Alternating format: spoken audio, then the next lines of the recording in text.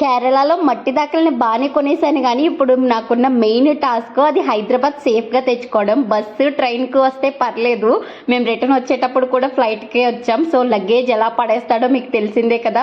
నా గుండెలు అయితే ఫ్లైట్లో ఉన్నంతసేపు ఈ మట్టి దాక కోసం ఆలోచించడమే. అమ్మయ్య, ఇంటికి రాగానే సేఫ్గా ఓపెన్ చేస్తే చక్కగా నా మట్టి దాకకి ఎలాంటి స్క్రాచ్ లేకుండా చాలా బాగుంది. బట్టల్లో ఫుల్గా చుట్టేశాను, మరి అందుకే సేఫ్గా వచ్చింది. మట్టి దాకను కొనేయడం కాదు, దాన్ని సీజనింగ్ చేయాలి, అప్పుడే మనం మట్టి దాకని బాగా వాడగలం. ఒక 2 రోజుల పాటు నేనైతే నీటిలో నానబెట్టాను, అప్పుడు మట్టి దాకా చాలా గట్టిగా అవుతుంది. లేకపోతే ఈ మధ్యన చూసారా వంట చేసినప్పుడు పేలుతున్నాయి కూడా.